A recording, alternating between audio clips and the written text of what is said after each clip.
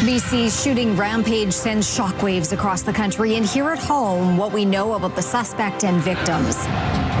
The city plans for the future. What are Saskatoon's priorities over the next few years? And a Saskatchewan man recalls his harrowing experience battling a moose.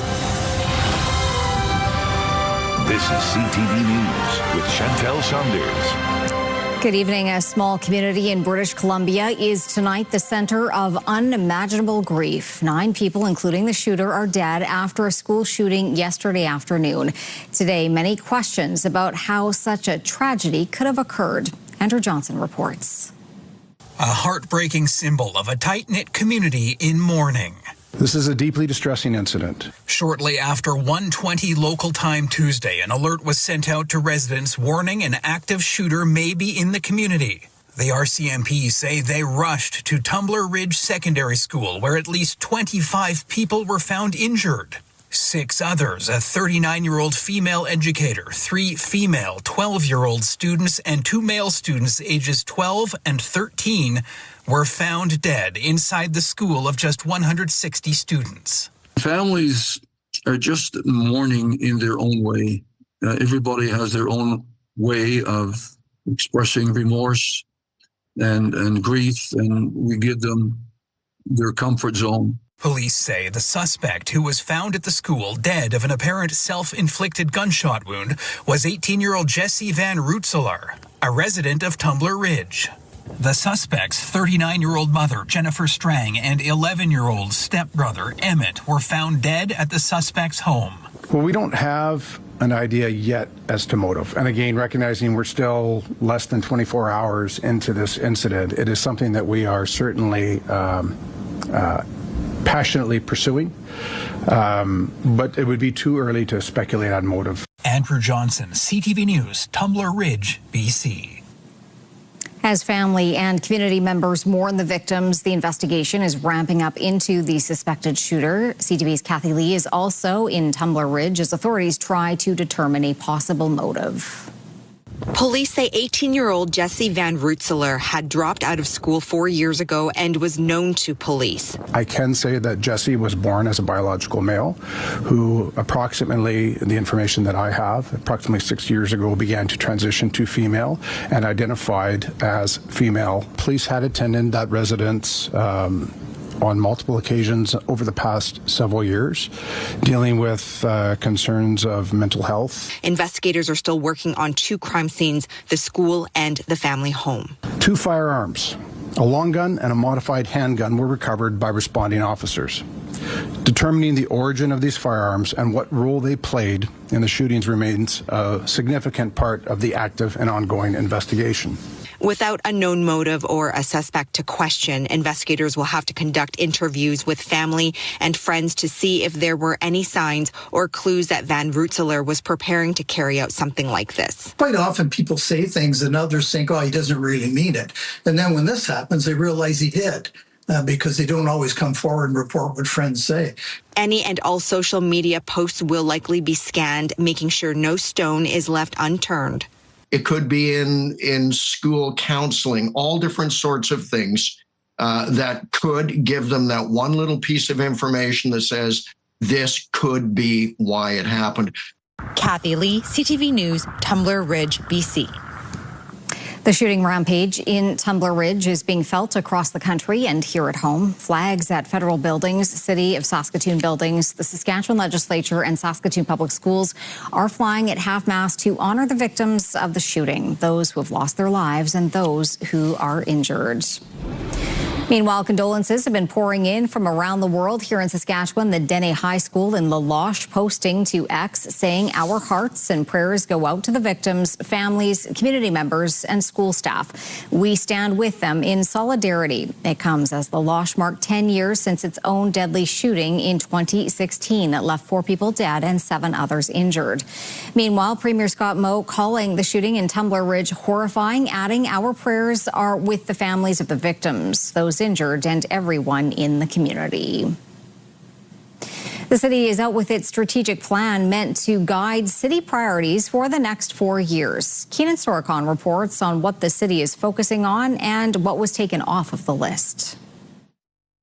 The city is highlighting a number of key initiatives formed from surveys meant to outline what's important to residents and direct City Hall until 2029. Built around council priorities and being a high-performance organization, 10 areas like core services, transportation, and strengthening downtown will remain a focus, but others have been getting a lot more attention lately. Two of the priorities that are getting a little extra attention are homelessness and housing, as well as community safety, because again, we hear from the citizens that those are important to them. It was changes to the plan that were getting a majority of the attention Wednesday. A drop-in center open every hour of the year was being flagged, but that's only because of limited information, making it difficult to measure success. These are provincial-run programs.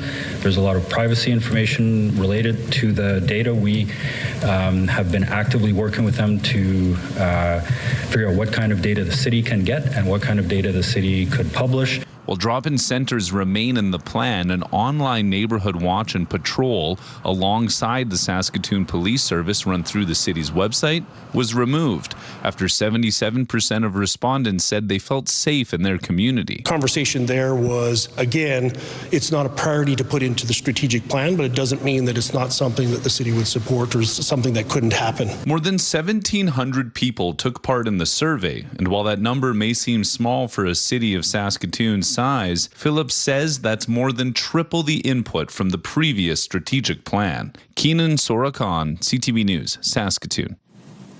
A recent image of Saskatoon's St. Paul's Hospital is raising concerns about overcrowding in Saskatchewan hospitals. The picture shows portable beds occupying a part of the hospital previously used for addictions treatment registration. According to the NDP, there's a section which is still used for rapid access addictions medicine, registration, and outpatient services. NDP MLA Mira Conway says areas like the ones pictured are not equipped to handle patient care. This is becoming a pattern in our largest hospitals. For months, we've seen horrific images of hallway healthcare circulating in the media and online.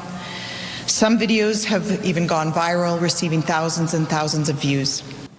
In a statement to CTV News, the Saskatchewan Health Authority said that the hospital saw an increased demand for emergency services this week, and the additional space was equipped with appropriate supplies.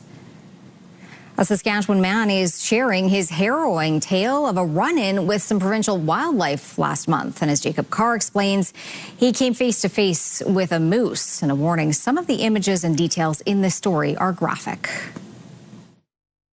It's not every day that one comes across a moose in their own backyard, but that's what happened to Sean Tufnell when his mother Angie was attacked by the animal on her acreage near Beanfate. First thing I could think of, get it away from her, because they just start stomping.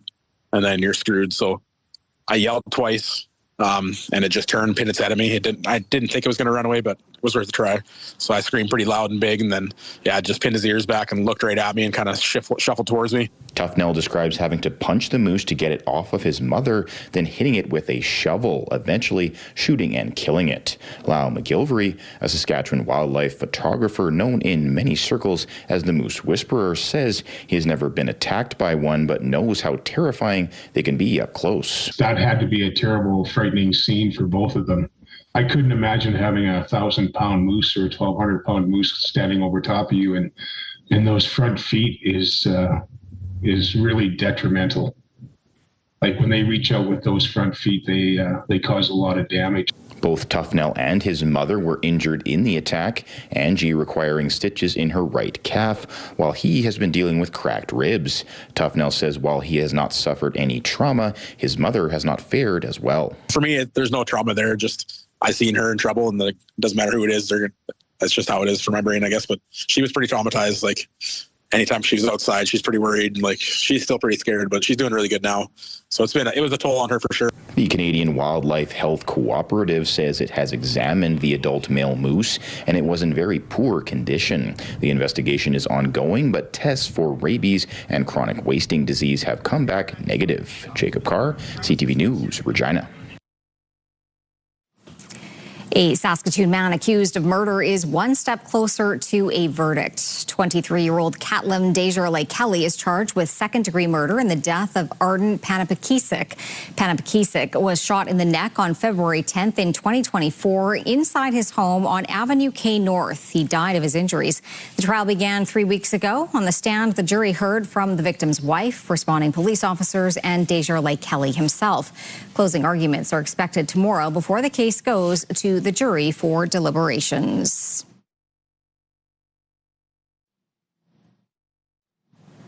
Prince Albert police say charges will not be laid in connection to a fatal pedestrian crash last fall. At about 4:30 the morning of October 11th, emergency crews were called to Highway 2 and Highway 55 east at Prince Albert, where a woman was walking and hit in the area.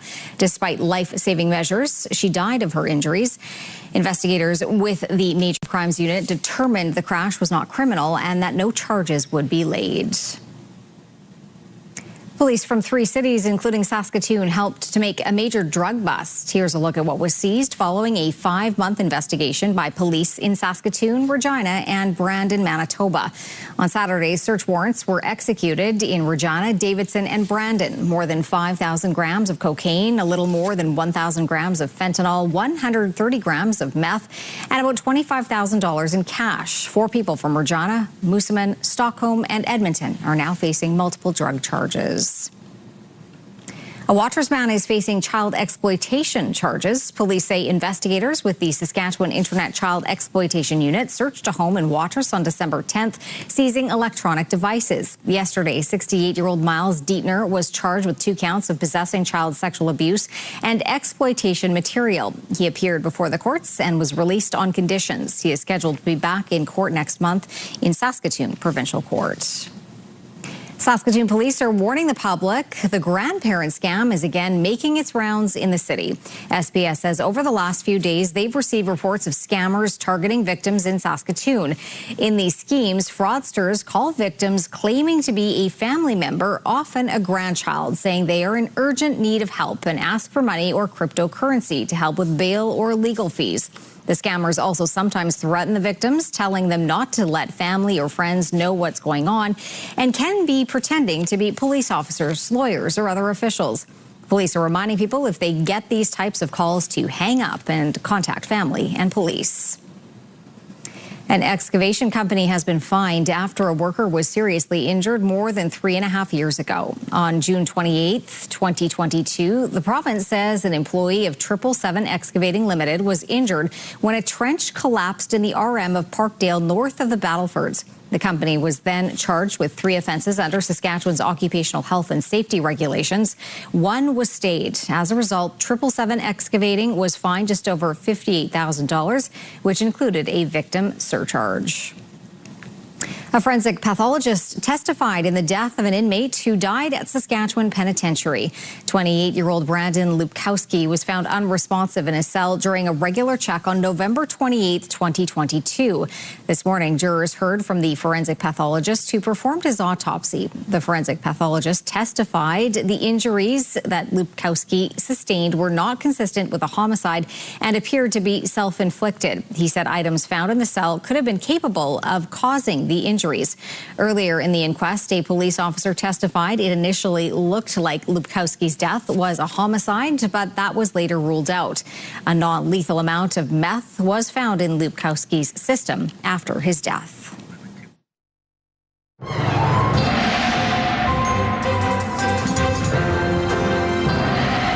Well, Jeff, if we've been enjoying this forecast, we should enjoy it for a little while longer. A little while longer. Actually, the weekend's going to be quite nice, Chantel. Temperatures are going to warm up for a couple of days, so Thursday and Friday on the plus side for many parts of the province. And then Saturday, things cool off a little bit more on Sunday and holiday Monday. Holidays for some. And then as we get into Tuesday and Wednesday, middle part of next week, temperatures do start to drop off and they'll be more winter-like, and we'll talk about that later on.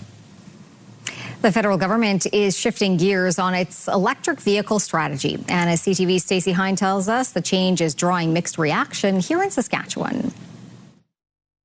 The federal government is hitting the brakes on Canada's mandate requiring all new vehicle sales to be electric by 2035. Making the announcement last week, Prime Minister Mark Carney says instead, Ottawa is rolling out tougher emission standards. The Saskatchewan Automobile Dealers Association says it welcomes the move. From an industry perspective, we're thrilled with the idea of eliminating the mandates. It's something we've been lobbying for since their inception. Tyler Krause, a member of Sask EV, says the new plan won't be as effective as the previous mandate. I think it's less stringent, and I think it's going to be a little bit easier on the auto manufacturers, where I think they really need to crack down on the manufacturers to encourage them aggressively to move towards electric vehicles. But Krause says Ottawa's new incentive program, with rebates of up to $5,000 for EVs and $2,500 for plug-in hybrids, could still make a difference. It's still going to incentivize and encourage people in Canada to adopt the EV and ditch the gas car. So I think it'll be effective. The Dealers Association also supports the rebates. It's going to help drive that type of EV sales. Now, maybe not completely electric vehicles in our marketplace. To qualify for the rebate, vehicles must cost under $50,000 and be built in a free trade partner country. There's no price cap for Canadian-made EVs. The rebates are highest this year and scale back annually until the program ends after 2030. The federal government is also putting $1.5 billion towards building more charging stations across the country. I think we definitely need more charging stations in Saskatchewan. We're still missing a lot of support in those rural communities. SGI data shows nearly 3,000 fully electric vehicles were registered last year, more than 4 times the number in 2021, signaling growing demand in Saskatchewan. Stacey Hine, CTV News, Saskatoon. A major AI data center campus is being proposed for the Regina area. The RM of Sherwood has received a rezoning request for a quarter section of land. And as Wayne Mantika tells us, the project has the potential of creating hundreds of high-tech jobs. This quarter section of farmland just outside Regina city limits could become the site of a major AI data center. It's located about a kilometer south of the Sask Polytechnic campus. The request to rezone the property for a data center campus has been filed with the RM of Sherwood. The application comes from a numbered company with letters of support saying it is part of the Bell AI Fabric project announced in 2025. Bell is the parent company of CTV News. According to documents filed with the RM, the project would be built in stages, consisting of multiple low-rise buildings totaling 500,000 square feet. The application states that the facilities will support universities, healthcare, public sector services, and Canadian businesses with secure made-in-Canada computing capacity, helping to keep sensitive data and innovation within the country. Both Sask Polytech and the University of Regina see partnership opportunities, while the City of Regina views it as economic development. I think it's a very exciting opportunity, and I know those types of, just coming from some of that area, I know the location can be very specific to the utilities and those types of things that are required, but I see it as an exciting thing nearby. The proposal calls for creation of 300-plus parking stalls, which suggests a large high-tech workforce. The application calls for work to begin later this year. Wayne Mantika, CTV News, Regina. Still to come, the latest from the Winter Games, how a Saskatoon skier did in finals today. Also, concern growing over gun violence in Canada following the shooting rampage in BC.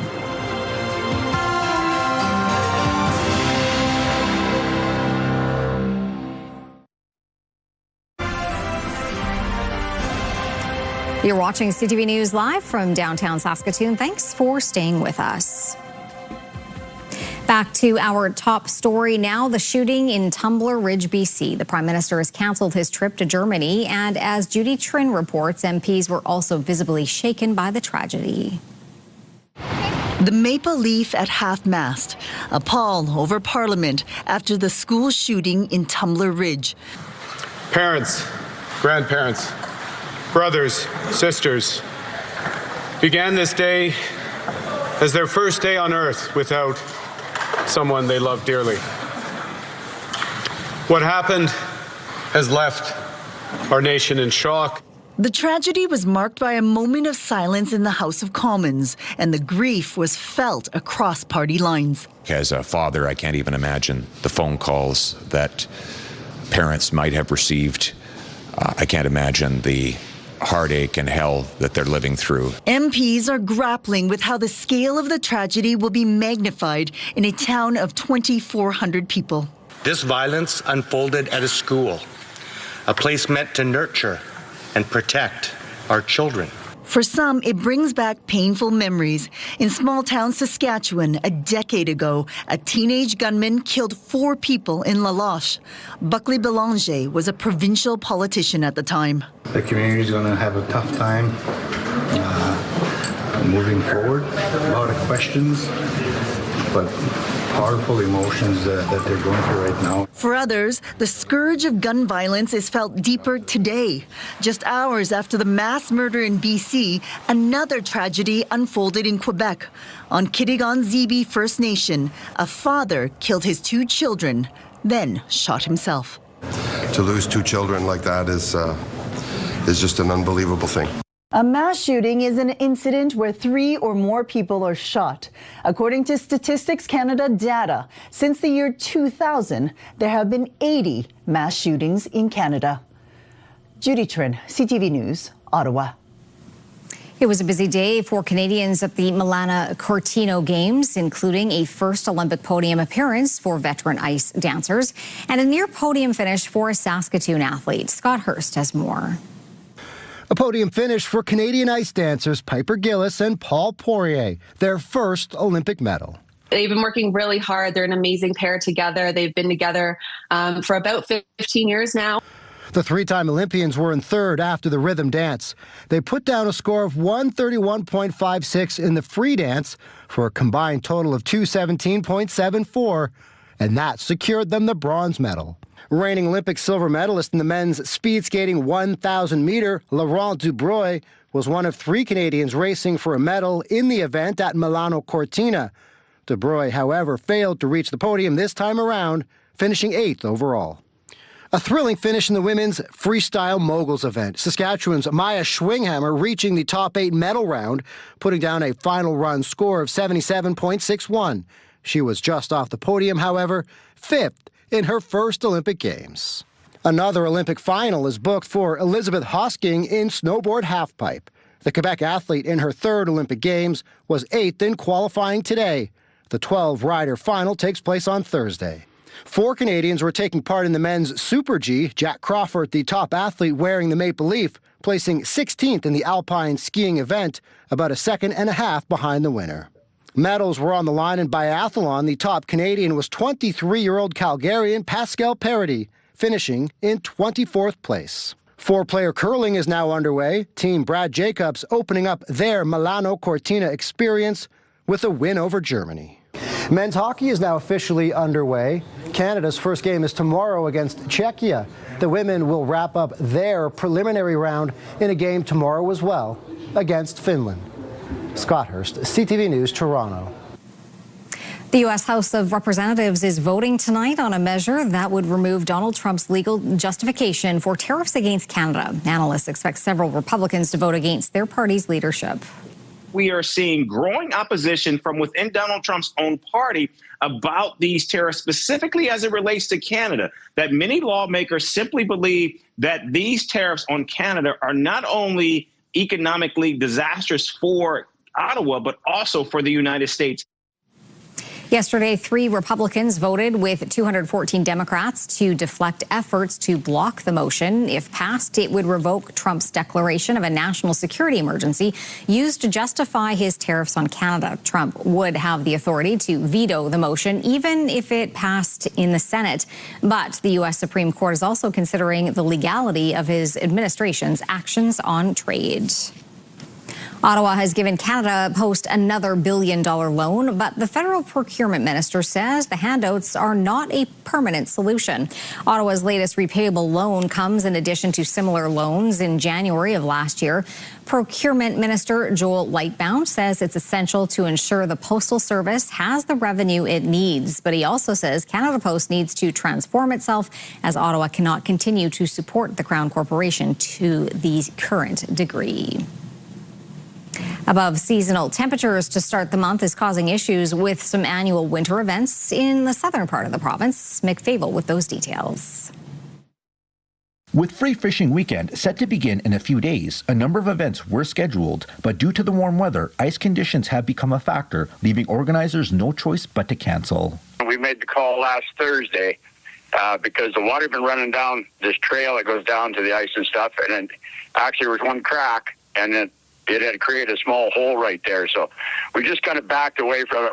A fishing tournament at Thompson Lake has also been called off by the Gravelbourg Fire Department. In a statement to CTV News, they said, current conditions have resulted in ice that is not suitable for a safe, family-friendly event. Safety is our top priority. We cannot in good conscience host an event where ice conditions may put participants at risk. So far in 2026, the weather in southern Saskatchewan has been a roller coaster ride, alternating the coldest winter days with spring-like temperatures. This winter has been fairly extreme in the sense that, we saw some record-breaking overnight lows in January and then some record-breaking daytime highs in February. So it's a bit on the extreme end of both sides of things. Although ice fishing events are being called off, there are still some suitable conditions to fish in throughout the province. Experts say it is always good to check the ice. You work your way out, you test the ice. If it's breaking up in front of you, you obviously don't go out. You check your way out, cut holes, measure the ice if you're not sure, and just always use caution on the ice no matter what the weather. According to Environment and Climate Change Canada, temperatures are supposed to get back to seasonal in a week's time. Mick Fable, CTV News, Regina. Yes, Jeff, that is the other side of the warmth, I guess, eh? It does. It is a double-edged sword, and certainly there are some other events going on in the province. And I haven't heard. I know we're talking about some of the events going on in Big River later on in the forecast, and we haven't heard anything from that area. So maybe, obviously, the northern conditions are still suitable enough for a lot of these other things. So let's take a look at our numbers right now. We're going to bring those up for you. Our current temperature is -2 degrees in Saskatoon. Winds out of the south-southwest at 13. -7 in Prince Albert. Some fog in the area. It's been kind of an interesting situation with the fog the last couple of days. -6 degrees right now in the Battlefords, and as you can see, winds out of the northeast at 15 clicks. Saskatoon's daytime high, well, similar to yesterday. 0 degrees, -9 is typical, so yes, way above seasonal. 4 degrees, 100 years ago today. Yeah, that temperature still stands, so 4 degrees from 1926. The record cold temperature from 1905, that's -39. Sun came up at 8:30, and it went down at 6:13. Coming up, celebrating being Canadian, the unofficial hangout for Canucks at the Winter Games.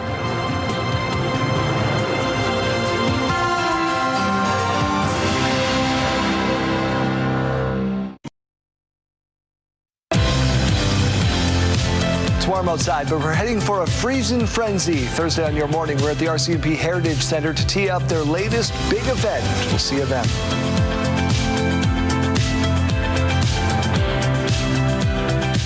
All right, look at this sky. Beautiful. And it's been a pretty nice day. There's no question about that.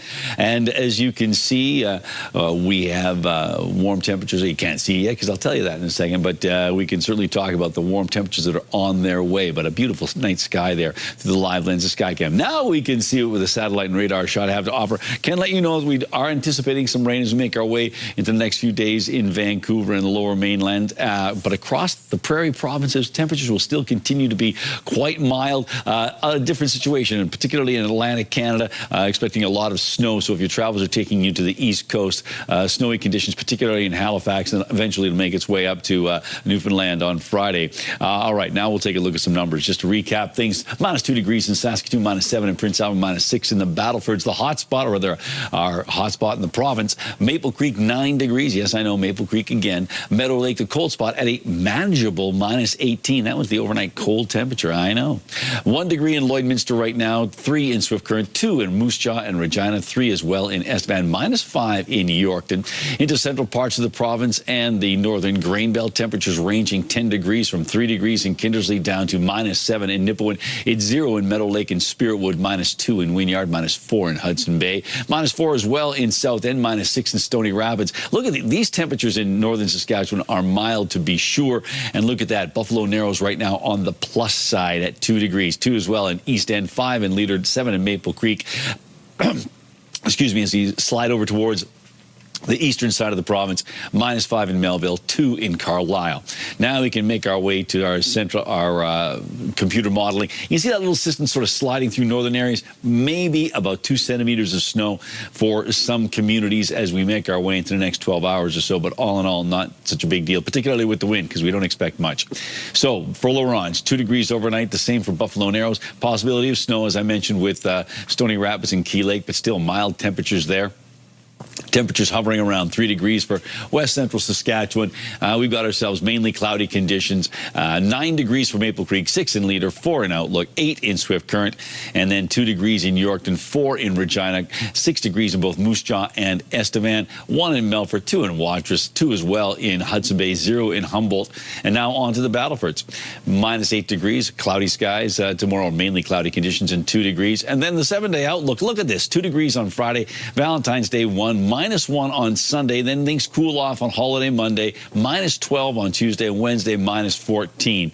And as we take a look at Prince Albert and area, -9 overnight, 2 degrees with mainly cloudy skies on Thursday, and 2 degrees as well on Friday, -1 on Saturday for Valentine's Day, -2 on Sunday, -9 for the holiday Monday, and then cooling off a bit for Tuesday and Wednesday. And for Saskatoon, -8 degrees, mainly clear skies. And then tomorrow we've got ourselves 2 degrees there. And hey, by the way, the Ramey Arts Center that you see right there, a couple of plays going on right now. At the backstage stage, it is The Watch List, and on the main stage of Persephone Theatre, it is the Romeo Initiative. So you can check those plays out at the Ramey Arts Center. And as well, we've got a wonderfully mild situation right through to Monday. Valentine's Day, 1 degree, holiday Monday, -5, and then temperatures of around -12 degrees, so a little bit below seasonal on Tuesday and Wednesday with a slight chance of flurries.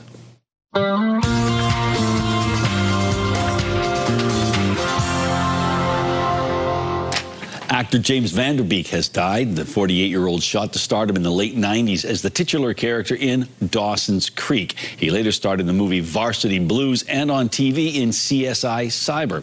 In 2024, Van Der Beek revealed he was being treated for colorectal cancer and auctioned off his personal memorabilia to fund his treatment.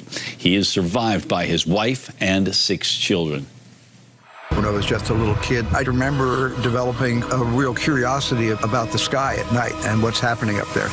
Steven Spielberg appears to be answering whether aliens are real ahead of his new UFO film. This new video was released by Universal with Spielberg's interview mixed in with scenes from his new film called Disclosure Day. In it, Spielberg says people are fascinated with whether we are alone in this world, and says he's always been fascinated with things that cannot be explained. Disclosure Day is currently on track to hit theaters on June 12th. You wrote a monster movie? Sí, con pica kaiju. Arr, arr. What are you going to use for your monster? The beloved Minions will be back on the big screen this summer. Minions and Monsters features all new characters and follows how the bright yellow characters became movie stars.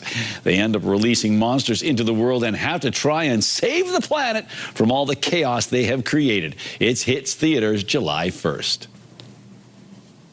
Those Minions are always up to something. They are. Yes.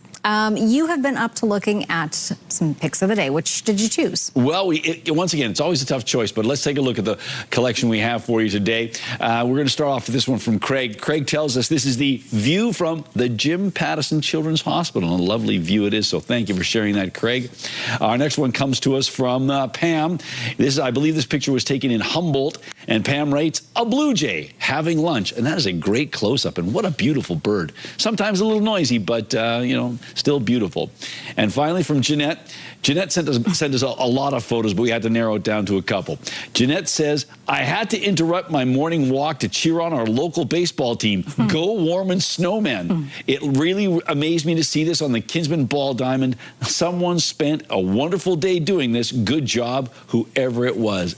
Yeah, some pretty fun photos there. So yes, a good job there, and a good job. Thank you to Jeanette for sharing those images with us. And if you'd like to share an image with us, all you have to do is send it to cfqcnews@ctv.ca, and please put pick of the day in the subject line.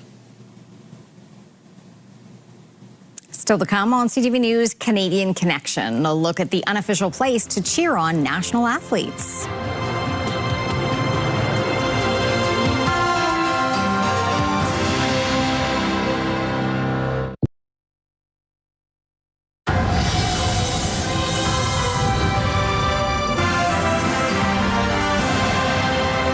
Olympic House is a space that brings together Team Canada athletes, their families, and fans at the Olympic Games. But this year, there is no Canada House. Instead, Canadians in Milan are rallying together to organize their own hangouts and viewing parties. Garrett Berry reports. A friendly invasion, a sea of red taking over this Milan sports bar and making it, man, I feel like a woman, the unofficial Canada HQ. This is an amazing place. I've just got a whole new room full of friends here. What started with a few WhatsApp messages and Facebook callouts has become an act of some international diplomacy on one of the world's biggest stages. People see my Canadian flag on my lapel, only the best energy that's given back to me. I'm really proud to be Canadian. The Canadians are filling the chairs. We have a lot of Olympic tickets, but we wanted to do at least have one big Canadian game where we would be with a bunch of Canadian fans. If you see us hanging out here, come on over and say hi. We're making friends, meeting people from all over the country. They're flipping the channels over to hockey and explaining the rules to everyone around. I've seen the sport before, but I've never understood it. I've been educated by Jason's like offensive line and the blue line. The Italian staff can't seem to get enough. Love this place, Blues Canal, because we are like to building a place where people can just be themselves, bringing something from their country. Gabriella told me that her new Canadian customers and friends are always trying to solve problems and really are just nice. Garrett Berry, CTV News, Milan. When we come back, we hear from the Riders GM as the CFL free agency is underway, and later remembering a Saskatchewan star born on this day.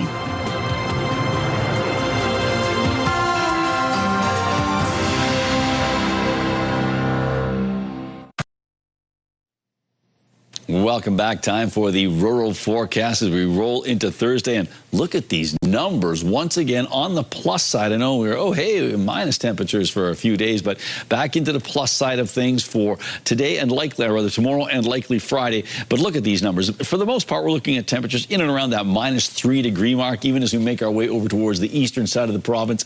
Hudson Bay at 2, Wynyard at 1, Melfort at 1 degree. So yes, mild temperatures there, and certainly mild, dare I say, warm in the southwest, and I just did. But look at that, 6 degrees in Leader and Assiniboine and Rockland, 9 in Maple Creek, 4 in East End, 8 in Coronach. So yes, some very warm conditions for mid-February out there, and that includes the community of Big River. 2 degrees tomorrow for a daytime high. Winds out of the southwest at 15, west 15. I mentioned yesterday the big snowmobile rally coming up this weekend on Valentine's Day, but there's also next weekend the Under-17 Provincial Broomball Championships are going on in Big River as well. So lots of things going on in Big River, and that's one of the many places where internet plans of up to 1 gig are available from SaskTel.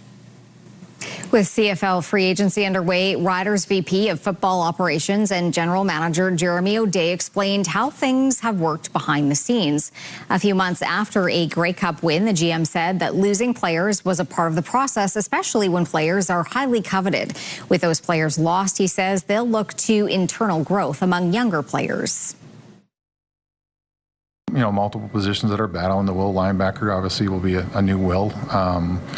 Sam will be a new position. We'll probably have another offensive lineman that will be, an open position. We focus in on those, but I think one of the keys to us having success last year was, the depth that we had, right? So, and you can see it when you have so many guys that are signing with other teams.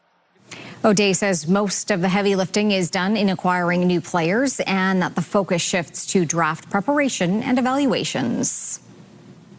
On Capitol Hill today, the U.S. Attorney General was in the hot seat, called to answer lawmakers' questions about the Jeffrey Epstein investigation. Joy Malvin has that story.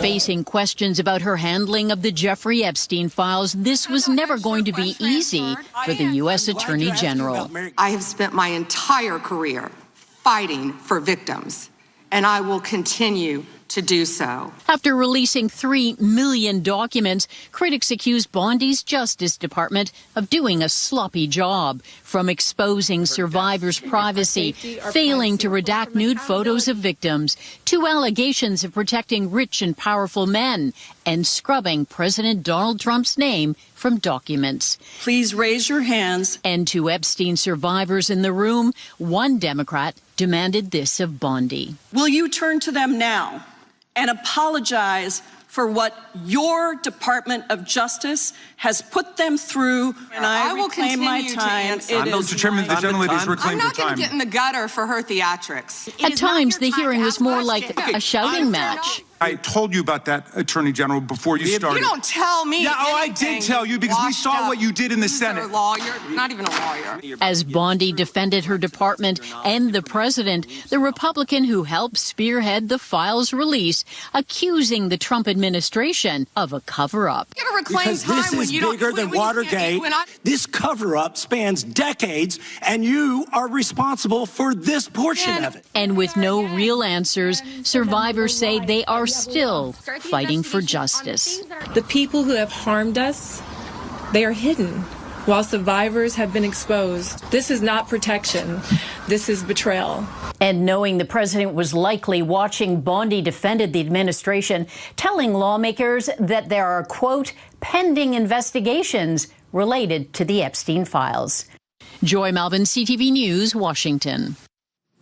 Canadian company Shopify is the latest to report earnings. Marilla Fernandez has more on that. Shopify reported its highest quarterly revenue ever of $3.7 billion U.S. That's up 31% from the same quarter in 2024. Still, investors weren't too impressed because the Canadian company did miss on another metric. The stock was down over 6% by the end of the trading day. Shopify is an e-commerce company. Here are the closing numbers for the day. The Canadian dollar is down to 73.68. West Texas Intermediate is up to 64.46. Western Canadian Select is down to 48.18. And the TSX didn't change much. It lost 2 points today.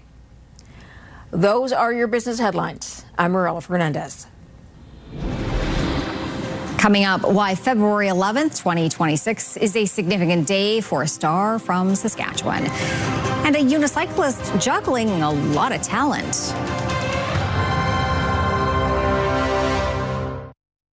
Select Hair Services brought to you by Sage, the beauty bar.